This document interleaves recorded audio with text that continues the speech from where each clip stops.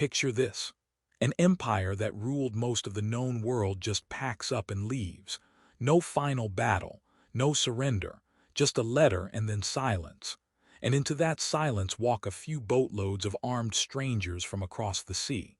Within 200 years, their language, their gods, and their bloodlines will have rewritten an entire island. You know this island today as England. But almost everything you think you know about how it got that name is either a legend, a guess, or a story invented centuries later to make a messy, brutal, accidental process sound like destiny. So let's slow down and actually look at what the evidence says happened, not the legend, the record, or rather the almost total absence of one. Here's the strange part of this story before we even get to the strangers themselves. For nearly 400 years, Britain was Roman, not a colony on the edge of the map, but a functioning, taxed, garrisoned, Latin-speaking province with cities, villas, plumbing, and roads that some of you still drive on today, layered under modern asphalt. Then in the year 410, that ends, not with an invasion, with a request that got refused. The Western Roman Empire, by this point, is falling apart at its core.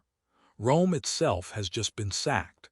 The emperor, a man named Honorius, is dealing with crises on every front he actually cares about, and Britain is not one of them. When British cities send envoys asking for help against raiders, Honorius sends back what history remembers as the rescript of Honorius. In plain language, the message is, "You're on your own now. Defend yourselves." That's it. That's the fall of Roman Britain. No dramatic final stand. Just an empire quietly admitting it can no longer afford one of its provinces and telling that province to figure it out. If that sounds unglamorous, that's because it was. And you should get comfortable with that feeling, because a lot of this story is going to be unglamorous. The dramatic version comes later, invented by people who needed a better story than the truth. So what actually happens after Rome walks away? This is where the evidence gets thin, and I want to be honest with you about that right from the start, because it matters for everything that follows. We don't have contemporary British writers describing daily life in the decades after 410.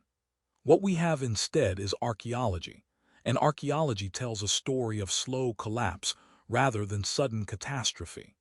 The coins stop. Not overnight, but within a generation or two, newly minted Roman currency stops arriving on the island, because the mints that made it were on the continent, and Britain was no longer part of that economic system. Without new coins, without soldiers to pay and taxes to collect in cash, the entire machinery that had run Roman Britain starts grinding down. Villas are abandoned or repurposed. Towns shrink. Long-distance trade networks that once brought pottery and goods from across the empire simply stop showing up in the archaeological layers. Within a few decades, some of the most Roman parts of Britain start to look, materially speaking, like they're sliding backward by centuries. This is not the kind of collapse you can put a single date on, and any documentary that gives you one specific year for when Rome fell in Britain is simplifying more than the evidence supports. It's a slope, not a cliff, but it's a real one, and the people living through it would have felt their world getting smaller and less secure with every passing year. And into that shrinking, weakening world come the raiders. From the north, across the old frontier zone beyond Hadrian's Wall, come the Picts, a confederation of peoples in what's now Scotland that the departing Romans had spent centuries trying to wall out. From across the Irish Sea come raiders the Romans called Scoti, the ancestors of what we'd now call the Irish and the Scots, whose name, confusingly to modern ears, would eventually get attached to an entirely different part of the island. Without Roman legions to hold the frontiers, both groups start raiding deeper, and more often into what used to be the protected heartland of the province.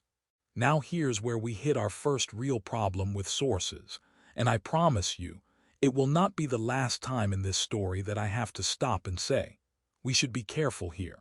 Almost everything we think we know about British life in this period comes down to one single surviving text, written by one man, decades after the events he's describing, and he was not writing a history. He was writing a sermon. His name was Gildas, a British monk, and his book is called On the Ruin and Conquest of Britain. And it is, by his own admission, not a careful chronicle. It's an angry religious complaint aimed at the corrupt and sinful leaders of his own time, using recent disasters as proof of God's punishment. Gildas doesn't give you dates. He barely gives you names. He gives you moral outrage, dressed up in dramatic, almost apocalyptic language, describing raiders like wolves falling on a defenseless flock. It's powerful writing. It is genuinely gripping to read even today. But it is not neutral, and it was written by someone with an agenda describing events that, by the time he wrote them down, may already have passed into second-hand memory and exaggeration. So why do historians keep using him at all if he's this unreliable? Because, frustratingly, he's what we have. There is no rival British account from this period to check him against. Every modern historian who studies this era has to do the same uncomfortable thing. Read Gildas carefully, strip away the sermon, and try to guess at the bare facts hiding underneath the outrage. Some scholars trust him more, some trust him less, and you should know going in that any documentary, including this one, is making judgment calls about a text that was never meant to be read the way we're reading it now. This matters enormously, because Gildas is also our only real source for the next part of the story, the part almost everyone has heard some garbled version of. According to Gildas, the desperate British leaders, faced with these raids from the Picts and the Scoti, and abandoned by Rome, decided on a plan. Rather than continue struggling to hold their crumbling defenses with what they had, they would hire outside help. Professional fighters, mercenaries from across the North Sea, from the Germanic-speaking peoples of what is now northern Germany and southern Scandinavia, who had a long-standing reputation in the late Roman world as effective soldiers for hire.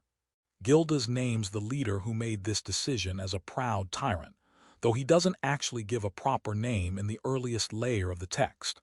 Later writers, filling in the gaps generations afterward, attach a name to this figure. Vortigern.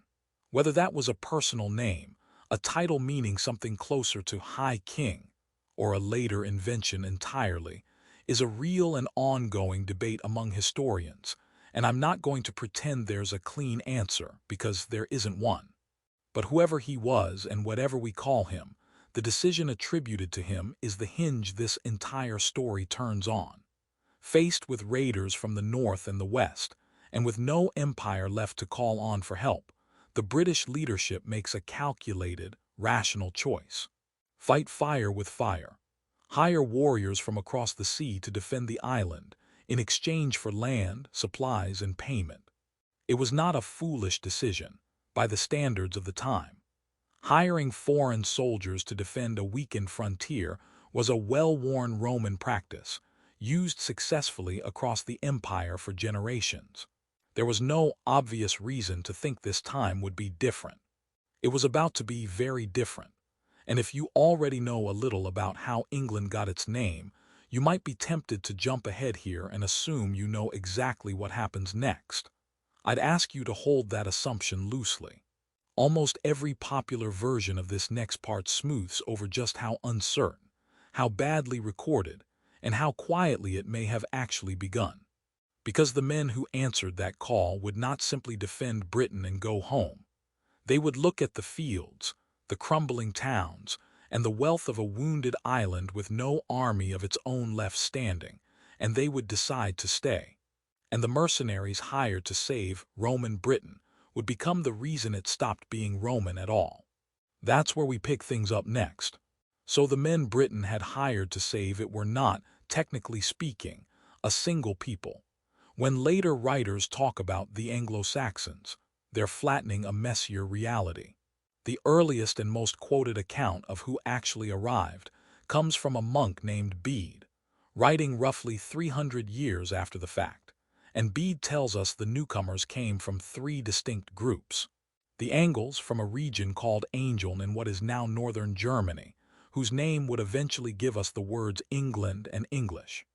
The Saxons, from further south along the North Sea coast, whose name survives today in places like Essex, Sussex, and Wessex, which literally mean the territory of the East, South, and West Saxons.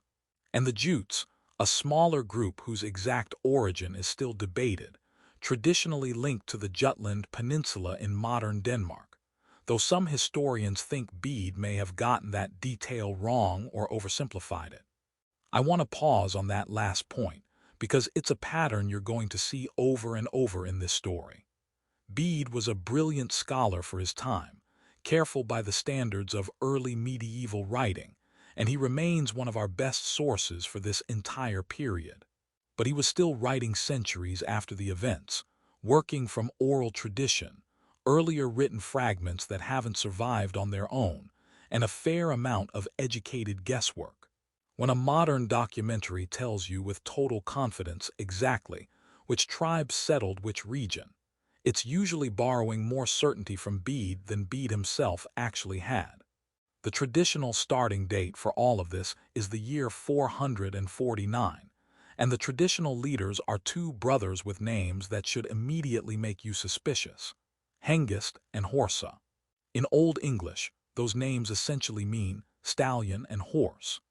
Two brothers named Horse and Stallion, arriving by ship to found a dynasty, is the kind of detail that sounds less like recorded history and more like a folk tale that got attached to real events after the fact, the way legendary founders often get grafted onto genuine migrations to give them a tidier origin story. That doesn't mean no such men existed. It means we should hold their names, and the suspiciously exact date attached to them, a little more loosely than popular retellings usually do. What we can be far more confident about is that a real, substantial migration happened, because unlike the written sources, the physical evidence does not depend on anyone's memory or agenda. Archaeologists have found a clear and dramatic shift in burial customs, house styles, pottery, and jewelry across eastern Britain in this period, moving sharply away from Romano-British traditions and toward styles closely matching those found across the North Sea in the Anglo-Saxon homelands. And more recently, ancient DNA studies have added another layer of confirmation. Genetic analysis of skeletons from cemeteries in eastern England shows a substantial and rapid input of new ancestry from the North Sea coast of continental Europe, arriving and mixing with the existing British population over the following generations. This doesn't tell us the exact year, and it doesn't confirm any specific king or brother pair, but it does confirm the broad shape of the story. This was not simply a small warband of elites imposing a new culture on an unchanged population. Real numbers of people crossed the sea, settled, and had children with the people already living there. Now, here's where I want you to notice something, because it's easy to miss if you've only ever heard the short version of this story. Hiring foreign mercenaries to defend a weakening frontier was not some uniquely British mistake. It was standard practice across the entire late Roman world.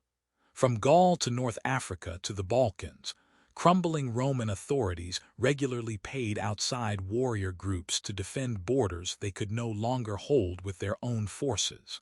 In most of those cases, historians can point to negotiated outcomes, treaties, and settlements that, while often unequal and sometimes violent, still left something recognizably continuous behind. Roman institutions bent. They usually didn't completely disappear. Britain is the outlier, and this is really the central mystery of this entire period, the question historians still argue about today. Why did the transformation here go so much further, and so much more completely, than almost anywhere else in the former Western Empire? On the continent, Latin survived and evolved into French, Spanish, and Italian. Roman law survived in modified form. Roman administrative structures were absorbed rather than erased.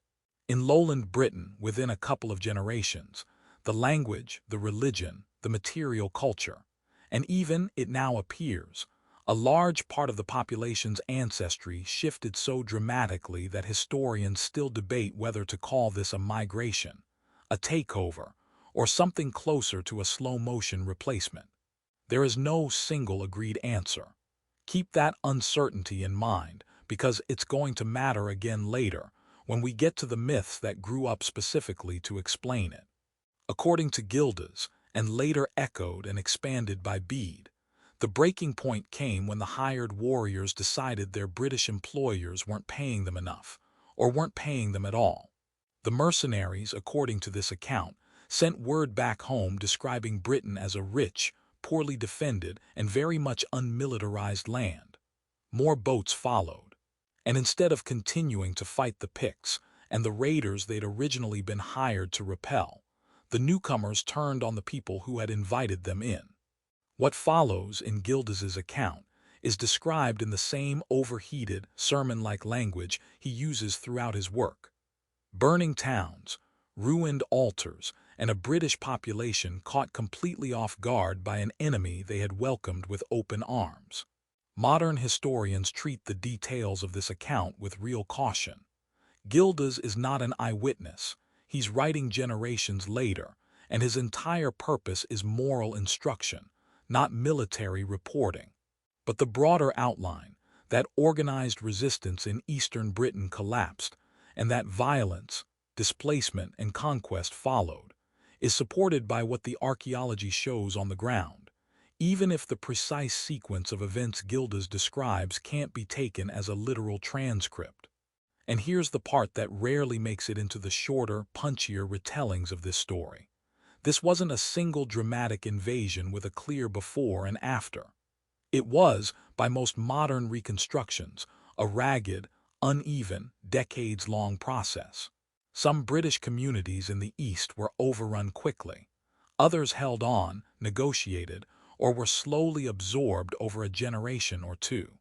And a significant number of Britons simply left. Not everyone stayed to fight, and not everyone who left went quietly into myth. Migration out of lowland Britain during this period is well documented in the historical and archaeological record, heading in three directions. West into the mountainous, more defensible regions that would become Wales and Cornwall, where British language and identity would survive for centuries. North into parts of what is now southern Scotland. And most strikingly, across the sea entirely, into the northwestern corner of continental Europe, into a region that took on a new name because of them. Brittany, literally, Little Britain, where a version of the British Celtic language would go on being spoken for well over 1,000 years afterward. So by the middle of the 6th century, the map of what had been Roman Britain looks nothing like it did 100 years earlier.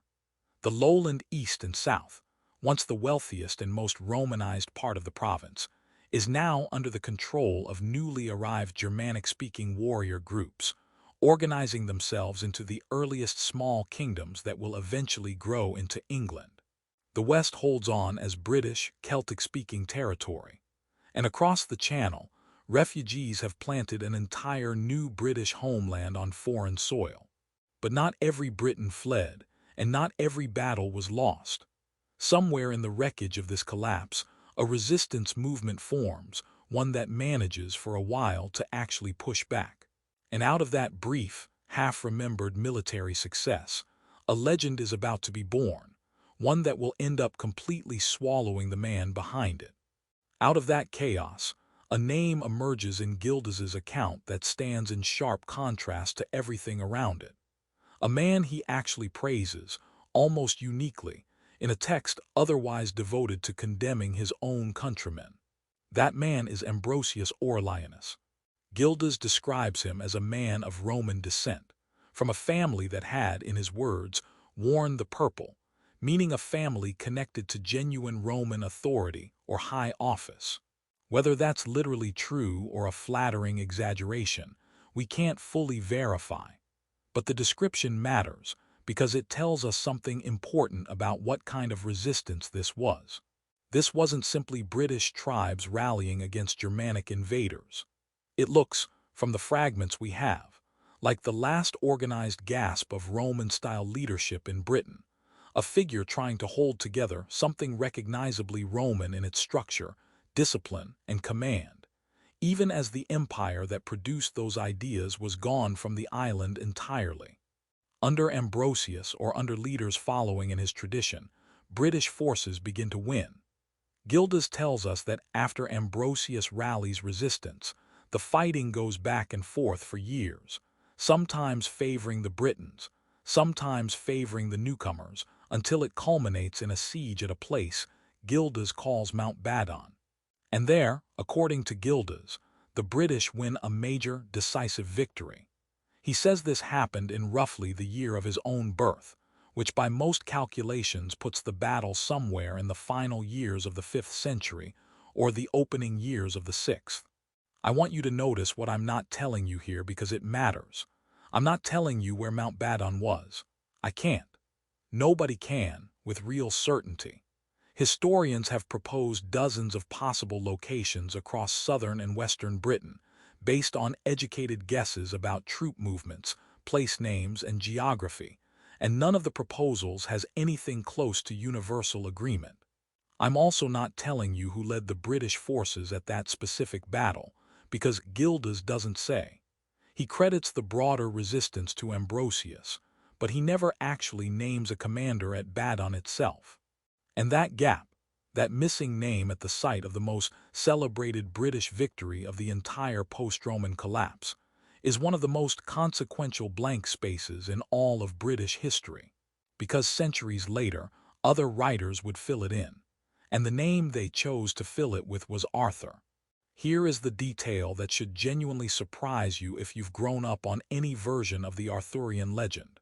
Gildas, writing closest in time to these events, does not mention Arthur, not once anywhere in the entire text. The first time the name Arthur gets directly connected to the Battle of Mount Badon comes from a text called the Historia Brittonum, traditionally attributed to a writer named Nennius, and that text was compiled roughly 300 years after the battle supposedly happened. 300 years is a long gap. It's roughly the same distance in time as if someone today were writing the definitive account of events from the American Revolutionary War, based on no surviving official records, just accumulated stories passed down. In the Historia Brittonum, Arthur isn't even called a king. He's described as a war leader, a dux bellorum, commanding British kings against the Anglo-Saxons in a list of 12 battles, with Mount Badon as the climactic 12th. It's an exciting, dramatic list. It's also almost certainly not straightforward history. Some of the battle names on that list can't be reliably located at all, and the whole structure of exactly 12 victories has the tidy, symbolic feel of legend building rather than a military record. From there, the story only grows.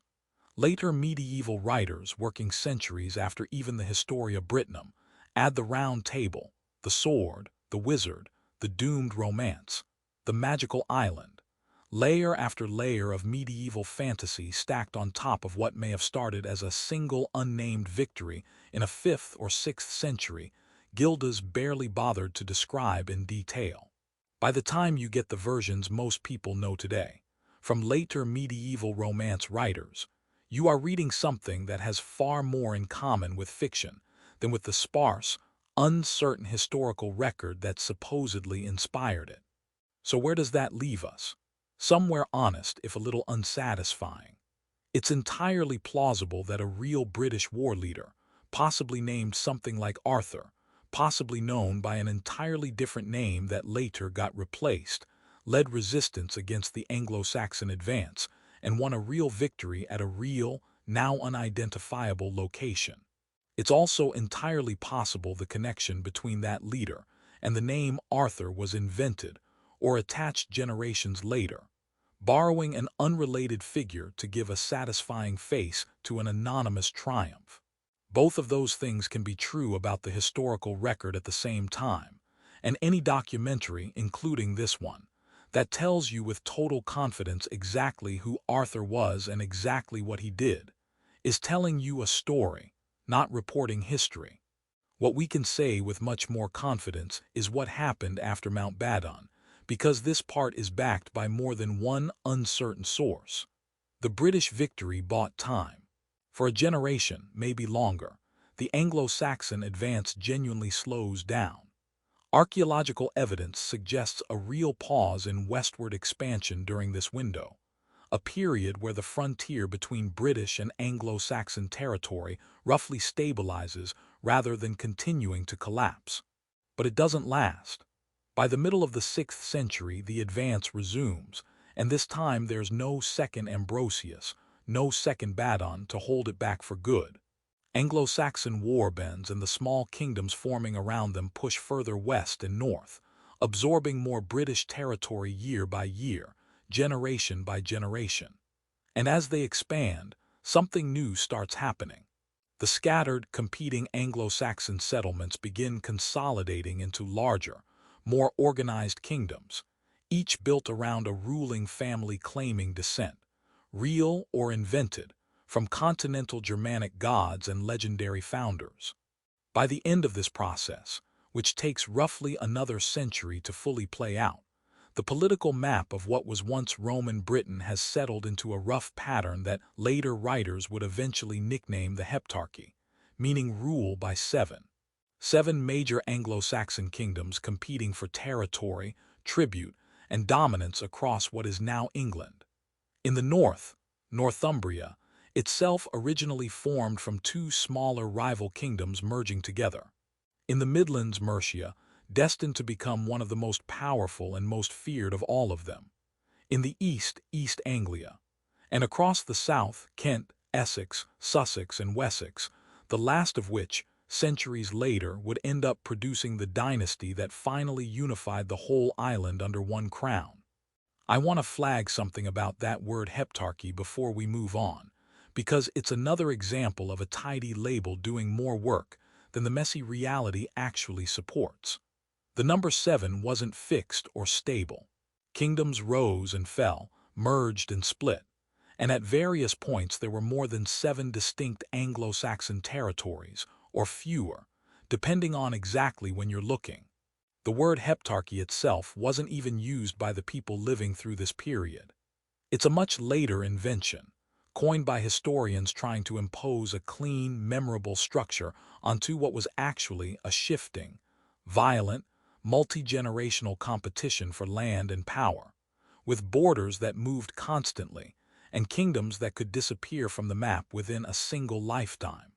Still, for all its imprecision, the heptarchy framework is useful because it captures the basic shape of what British life is about to become for the next several hundred years. Not one country, not even close. A patchwork of competing, often warring kingdoms, ruled by dynasties tracing their prestige back to pagan gods and legendary sea voyages, sharing a broadly similar language and culture, but with absolutely no sense yet that they belonged to a single nation. That idea, the idea of England as one place, is still centuries away, and it will take a threat far larger than any rival kingdom to finally force it into existence. But before we get to that threat, we need to actually understand what life was like inside these pagan Anglo-Saxon kingdoms, because it's easy to rush past this part in favor of kings and battles, and if we do that, we lose something essential. We lose the actual texture of how these people lived, what they believed, what they feared, and what they valued enough to die for. And some of what shaped their world, believe it or not, is still shaping your calendar today, every single week, whether you've ever noticed it or not. Let's start with something you already use, right now, today, without even thinking about it. Look at the names of the days of the week. Sunday and Monday come from the sun and the moon, straightforward enough, borrowed from a much older tradition shared across many cultures. But look at the middle of the week. Tuesday, Wednesday, Thursday, Friday. Those aren't Roman names, and they're not Christian names. They are the names of Anglo-Saxon pagan gods, hiding in plain sight in your calendar 14 centuries after the people who worshipped them stopped believing in them at all. Tuesday comes from Til, a god of war and law. Wednesday comes from Woden, the chief god of the Anglo-Saxon pantheon, a figure associated with wisdom, death, poetry, and fittingly, warfare. Thursday comes from Thunor, god of thunder, a close cousin of the Norse Thor, since Anglo-Saxon paganism and Norse paganism share deep common roots. And Friday comes from a goddess, either Frigg or Freya depending on which scholarly tradition you follow, associated with love, fertility, and household life. These names survived Christianity, survived the Normans, survived 1,000 years of cultural change, simply because nobody ever bothered replacing them. That's how deep this pagan culture runs underneath everything that came after it. So who were the people who worshipped these gods, and how did their society actually work? At the center of everything was a relationship historians usually call the comitatus, though the Anglo-Saxons themselves would have simply understood it as loyalty between a lord and his warriors. A king or a chieftain gathered around himself a band of fighting men, and in exchange for their service in battle, he was expected to provide for them generously. Food, shelter, weapons, and above all, gold. This wasn't a side detail of the culture. It was close to the entire foundation of political power. A lord who couldn't reward his followers lost them, and a lord who lost his followers lost everything. Because in a world without standing professional armies or centralized bureaucracies, personal loyalty backed by generosity was what held any kingdom together at all. This same culture had a very specific, almost mathematical way of handling violence between people, something called wergild, literally meaning man price. Instead of a formal court system handing down punishments the way we'd recognize today, Anglo-Saxon law assigned a specific monetary value to every person in society, based on their rank. If you killed or seriously injured someone, you, or your family, owed that value in compensation to the victim's family. A king's life was worth an enormous sum. A free peasant's life was worth considerably less. This system sounds harsh to modern ears, and in some ways it was, since it essentially priced human life on a sliding scale according to status. But it also served an important practical purpose. It gave families a structured, non-military way to settle deadly disputes, an alternative to endless cycles of revenge killing that could otherwise tear communities apart for generations. Above the individual kingdoms, there was sometimes, though not always, a kind of informal overlordship, held by whichever king was currently strongest. Later sources use the title Bretwalda for this position, usually translated as something like wide ruler or Britain ruler.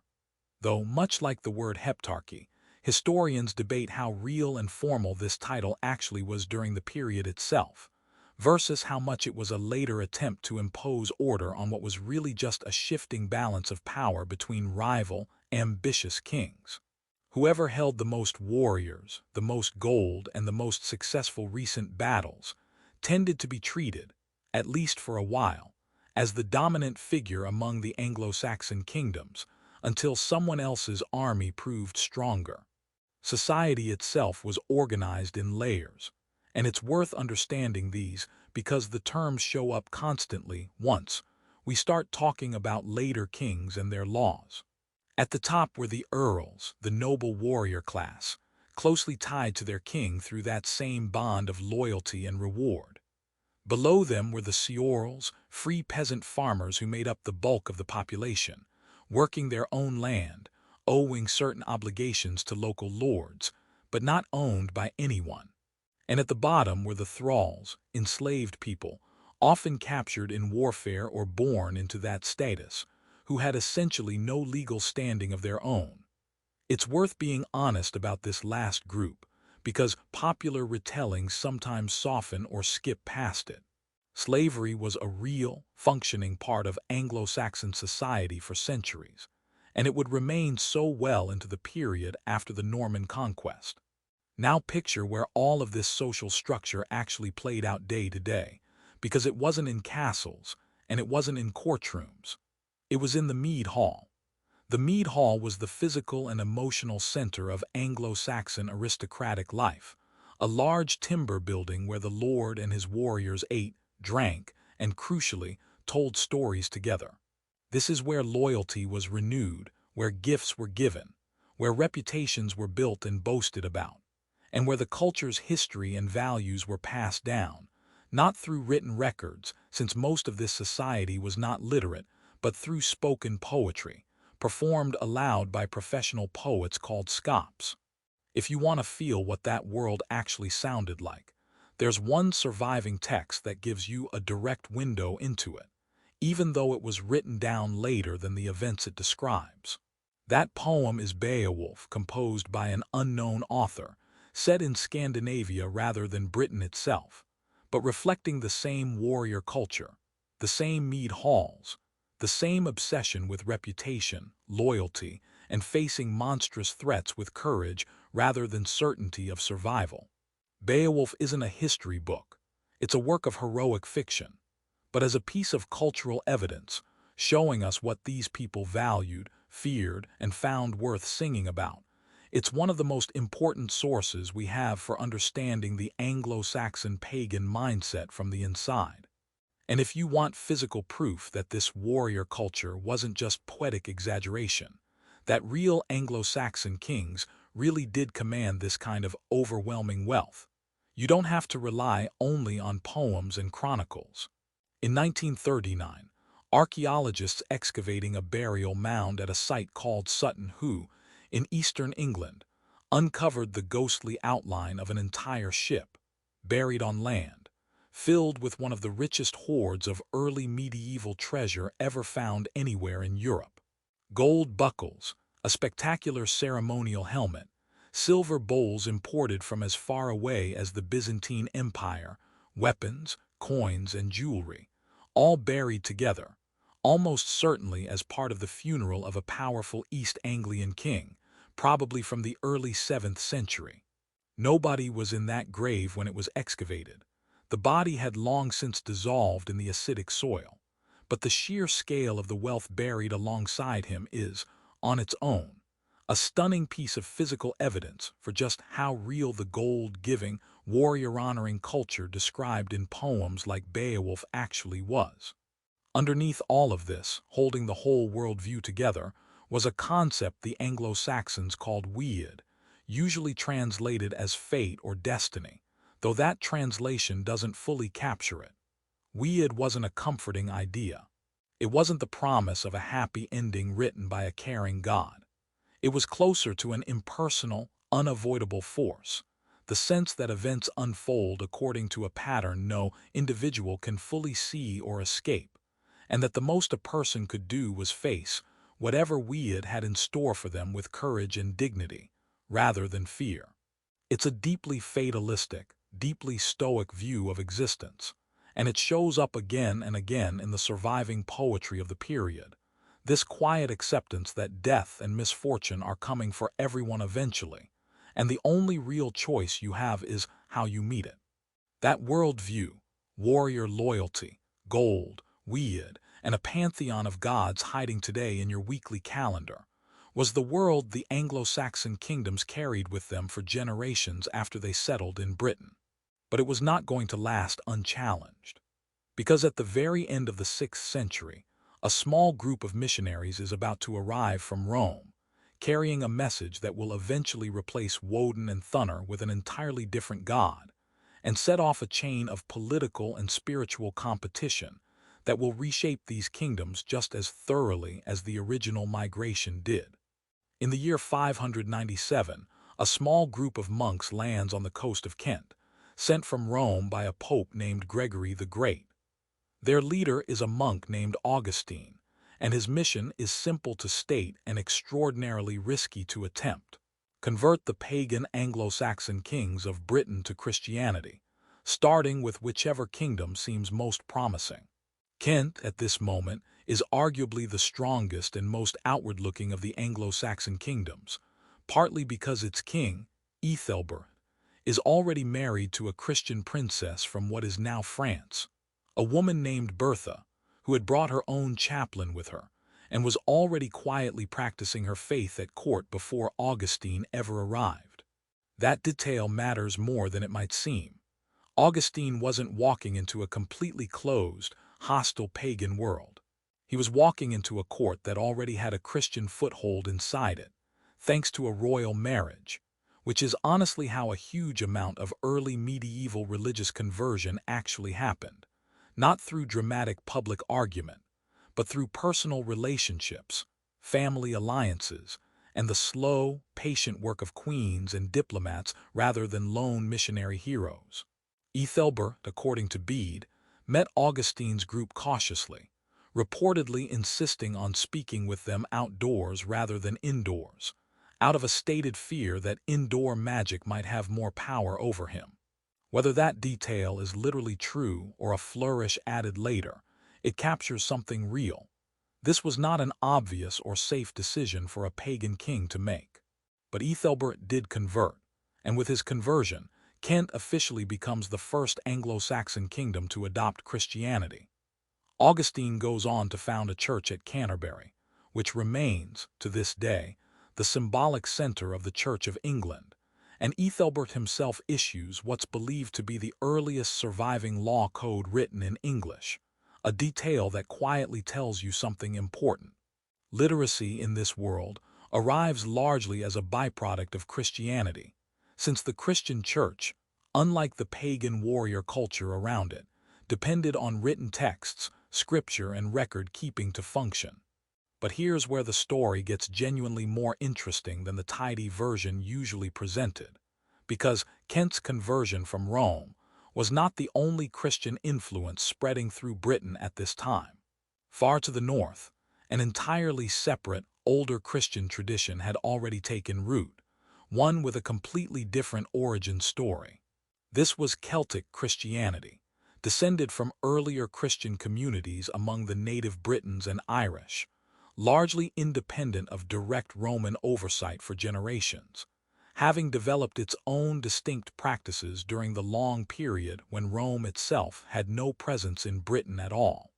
The most influential figure in bringing this Celtic Christian tradition into the Anglo-Saxon kingdoms was a monk named Badon, who came from the Irish monastic community on the island of Iona at the invitation of King Oswald of Northumbria, and founded a monastery on the tidal island of Lindisfarne, off the northeast coast of England, in the year 635. Lindisfarne would go on to become one of the great centers of learning, art, and religious life in early medieval Britain, and you should hold on to that name, because it's going to matter again later in this story, for reasons that are considerably less peaceful.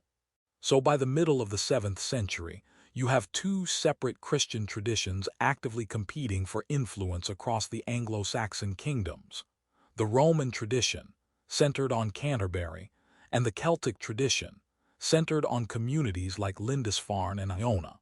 And these weren't just two flavors of the same religion peacefully coexisting. They disagreed on real, practical matters, most famously and most disruptively on how to calculate the date of Easter, along with disagreements over the correct style of monastic tonsure, the specific way monks were supposed to shave their heads.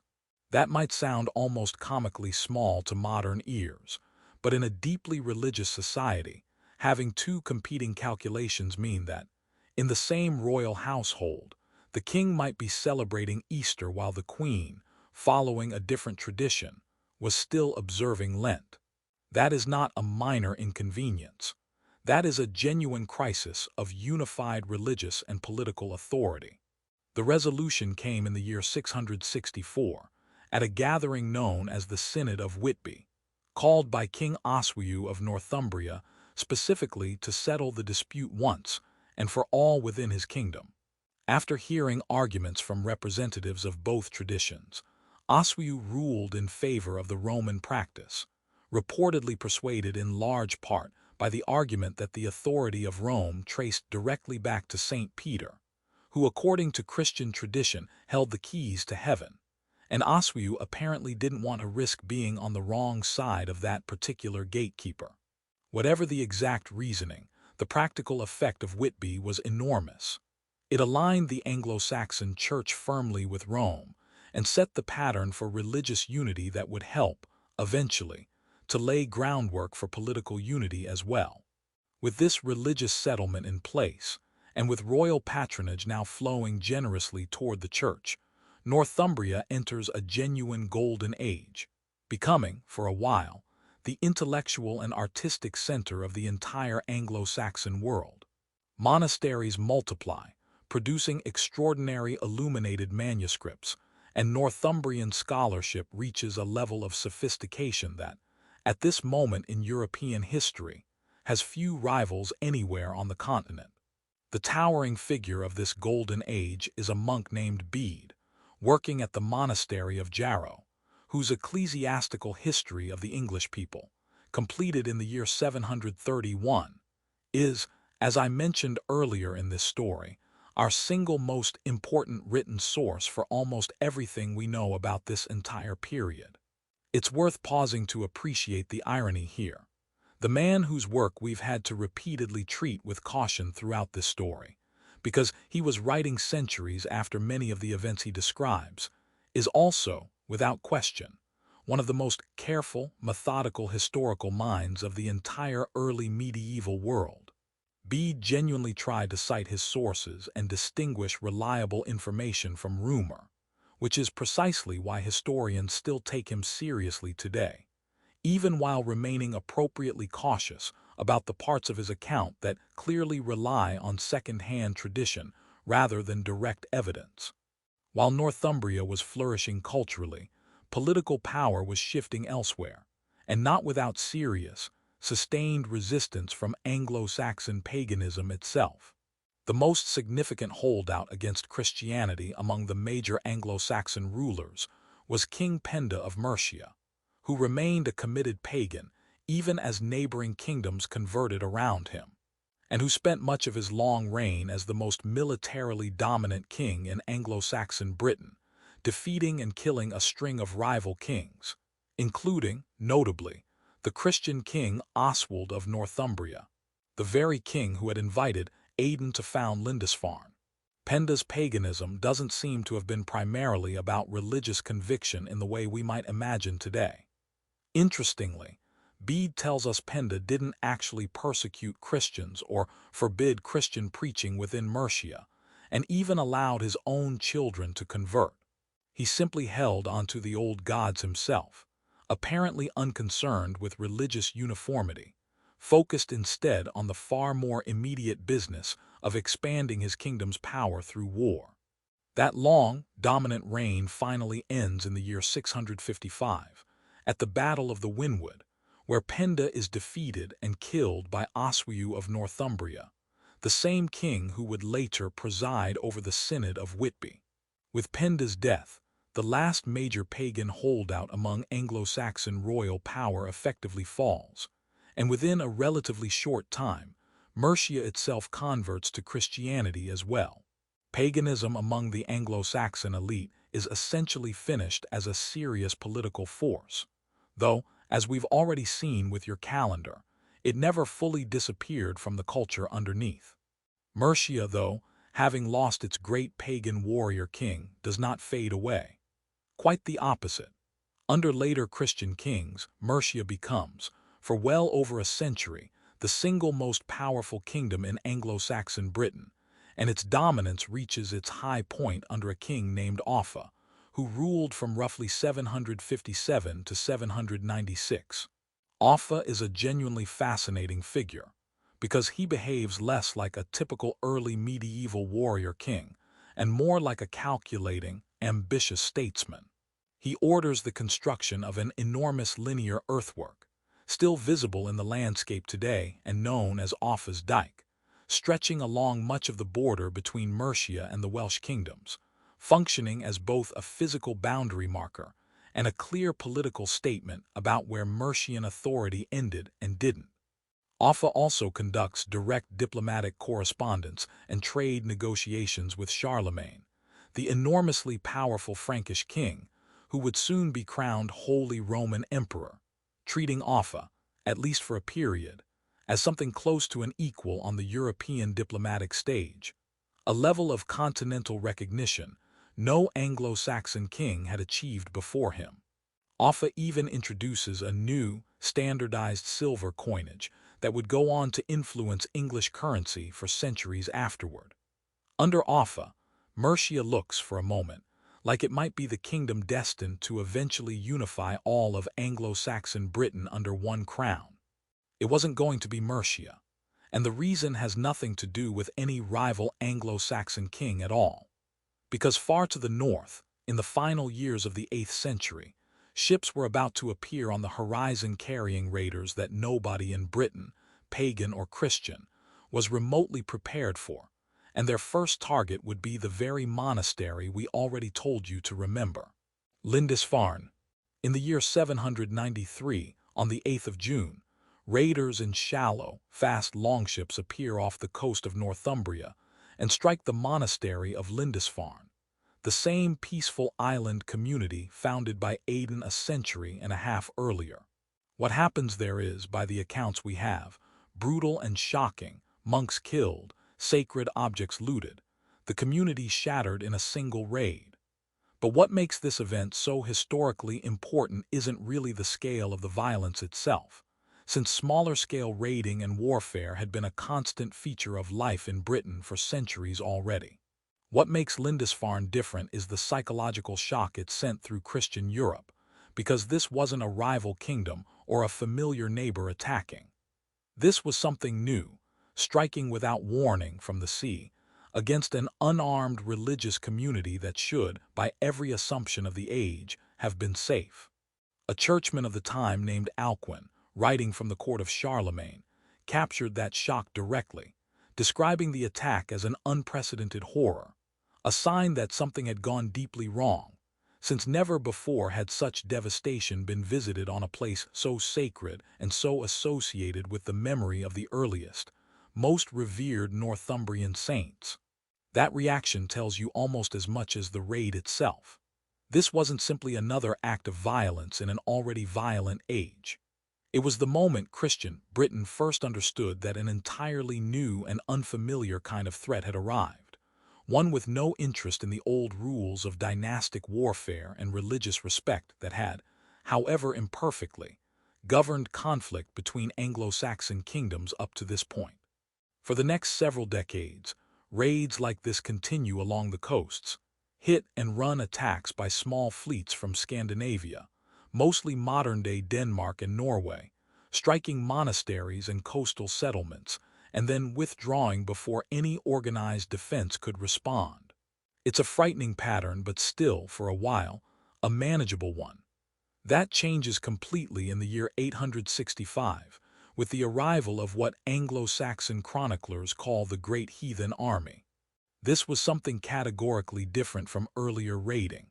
Instead of a handful of ships striking and withdrawing, this was a large, organized force, arriving with the clear intention not just to raid, but to conquer and settle permanently.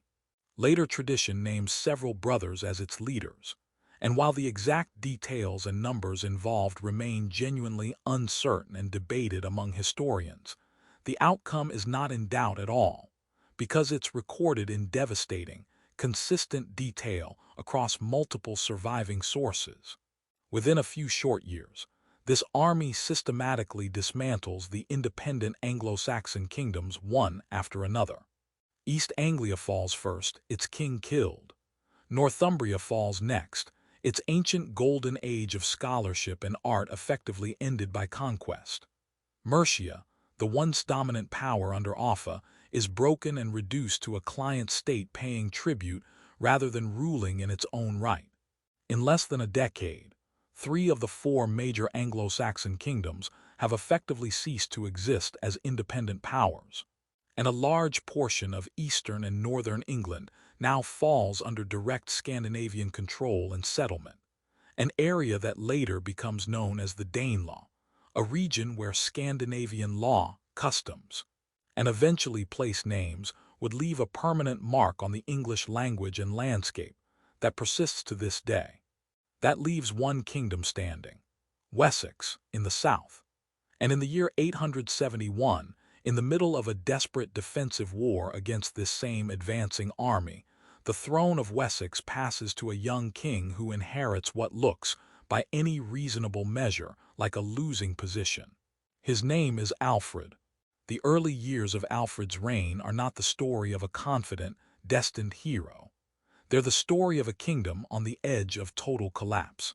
In the winter of 878, in what may be the single most dramatic reversal of fortune in this entire history, a surprise attack forces Alfred to flee with a small group of followers into the marshes of Somerset, taking refuge on a small, isolated area of raised ground called Athelney, essentially hiding in a swamp, while most of his kingdom lies exposed to the enemy.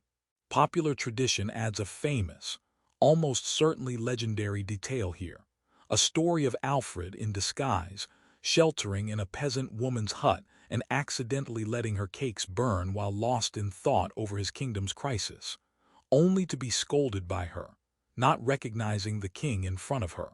Historians treat this story the way we've treated other charming legends throughout this whole account.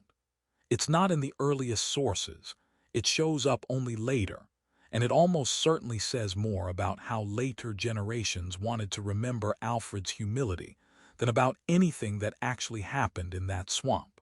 But the underlying reality behind the legend, a king reduced to hiding with a handful of followers in a marsh, genuinely happened, and it's worth sitting with how close England came, at that exact moment, to having no independent Anglo-Saxon kingdom left at all. From that low point, Alfred does something remarkable. Rather than surrendering or fleeing entirely, he uses the marshes as a base to rebuild a fighting force, gathering men from Somerset, Wiltshire, and Hampshire. And in May of that same year, 878, he leads that rebuilt army against the Viking forces at the Battle of Edington.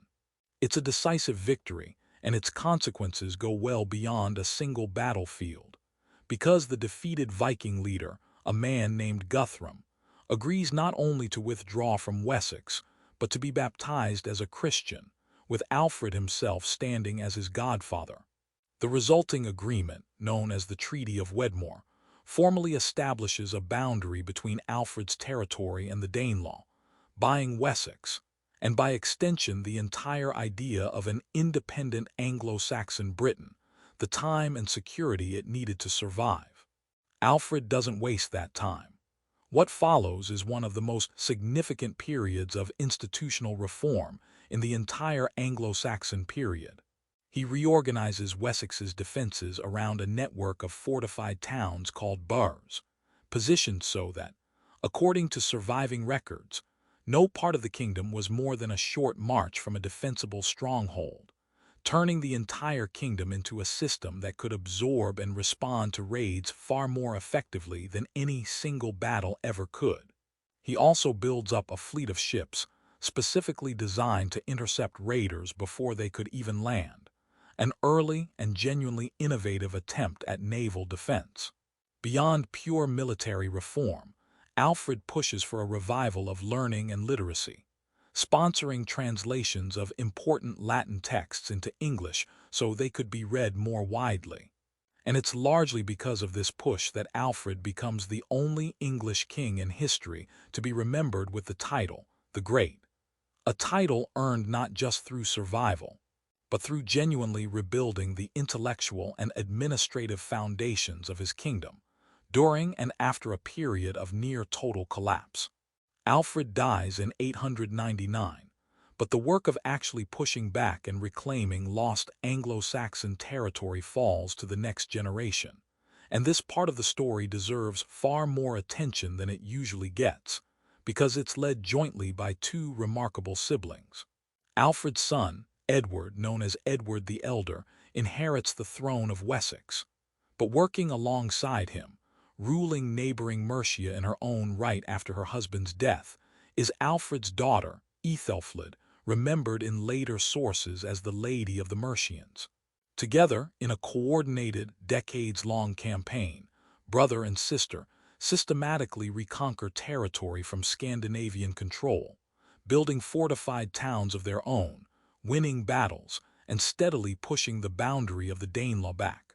Ethelfled in particular commands real military campaigns in her own right, an almost unique position for a woman in this period of English history, and her role in this reconquest, though often underplayed compared to her father and brother, was essential to its eventual success. By the time Edward's son, Ethelstan, comes to the throne in 924, the groundwork laid by Alfred, Edward, and Ethelfled is ready to be completed. In 927, Ethelstan captures the Viking-held city of York, bringing the last independent Scandinavian kingdom in England under Anglo-Saxon control for the first time. This is the moment, more than any single earlier event in this entire story, that historians point to as the true birth of a unified kingdom of England, since Ethelstan is the first ruler who can genuinely claim authority over the entire territory that name would come to describe. That unification is tested almost immediately. In 937, a combined force of Scots, Scandinavian Vikings from Dublin, and other northern powers, alarmed by Ethelstan's growing dominance, invades in an attempt to break his kingdom apart before it could fully solidify. They meet Ethelstan's forces at a location historians still haven't definitively identified, remembered as the Battle of Brunanbar, and the result is an overwhelming Anglo-Saxon victory, celebrated in a poem so triumphant and so widely copied into the surviving chronicles of the period that historians consider Brunanbar one of the defining moments in the creation of English national identity itself. The battle after which, in a very real sense, the idea of England as a single, unified kingdom finally stops being an aspiration and becomes a political reality. But nothing in this story has ever stayed settled for long, and this hard-won unity is not going to be the end of the danger from across the sea. Because within a generation of Brunanbar, the raids are going to start again, and this time, the crown of England itself will end up changing hands entirely, not once, but twice, before the story reaches the ending you already know is coming.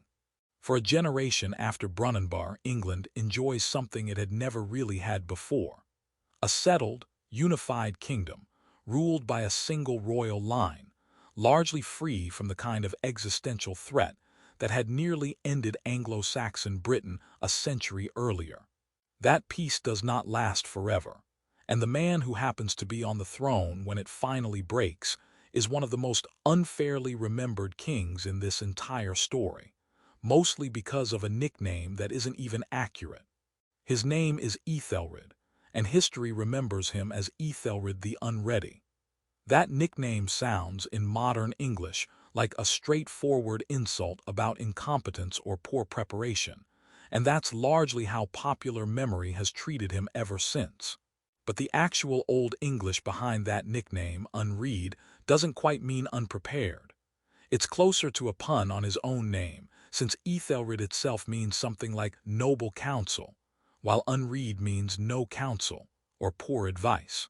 It's less an accusation that he failed to prepare, and more a bitter joke that a king whose name promised wisdom ended up surrounded by bad decisions instead. Whether that judgment is entirely fair to the real man is something historians still debate, but there's no question his long reign, beginning in 978, coincides with a renewed and increasingly disastrous wave of Scandinavian raiding. Rather than consistently meeting these new raids with the kind of coordinated military response that Alfred's generation had built, Ethelred's government increasingly turns to a different strategy, paying the raiders off directly in enormous quantities of silver in exchange for temporary peace. This practice becomes known as Danegeld, literally Danish payment, and while it sometimes brought real, if short-lived, relief, it also had an obvious and predictable long-term effect. It demonstrated to every ambitious raiding leader across the North Sea that England was not just a rich target, but a target that would simply hand over wealth rather than fully commit to fighting, which, unsurprisingly, only encouraged more raids rather than fewer. In 902, In an act of desperate, panicked policy that would have catastrophic consequences, Ethelred orders what later becomes known as the St. Brice's Day Massacre, commanding the killing of Danish settlers living within English territory, apparently out of fear, according to surviving accounts, that they were plotting against him. Modern historians are genuinely uncertain how widely this order was actually carried out in practice, since the areas of England with the heaviest existing Scandinavian population, the old Danelaw itself, likely had neither the will nor the practical ability to enforce a mass killing of their own neighbors, and in many cases, their own relatives by marriage after generations of intermarriage. But it clearly happened somewhere, with real victims, because among those apparently killed was the sister of a powerful Scandinavian king named Sweyn Forkbeard. That single act turns a series of opportunistic raids into something far more personal and far more dangerous, a sustained war of conquest. Sweyn Forkbeard returns to England repeatedly over the following years, and by 1013, his campaign succeeds completely enough that Ethelred is forced to flee into exile, and Sweyn is accepted, at least briefly, as King of England, becoming the first Scandinavian ruler to hold the English throne, though he dies only weeks later, allowing Ethelred to briefly return before his own death in 1016. The throne then passes to Ethelred's son, Edmund, remembered by the nickname Ironside for his fierce and determined resistance against Sweyn's son, a new Scandinavian claimant named Cnut. Edmund fights Cnut to something close to a standstill through much of 1016, but dies himself before the end of that same year, leaving Cnut as the undisputed king of all England. Cnut, once he secures the throne, turns out to be a far more capable, and honestly, far more surprising ruler than his violent path to power might suggest.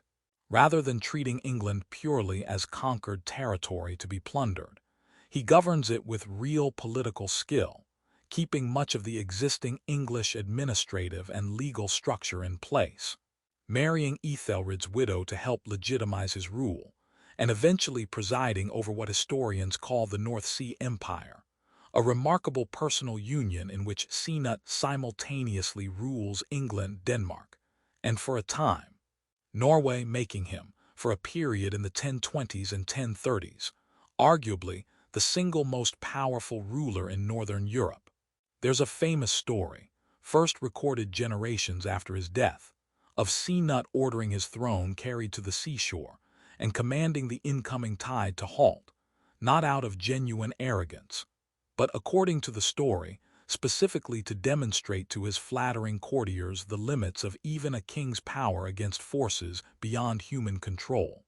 Like several other memorable stories in this account, it's almost certainly a later moral fable rather than a literal historical event, but it's worth including precisely because it captures how later generations chose to remember Cnut, not as a brutal foreign conqueror, but as a genuinely wise and self-aware ruler.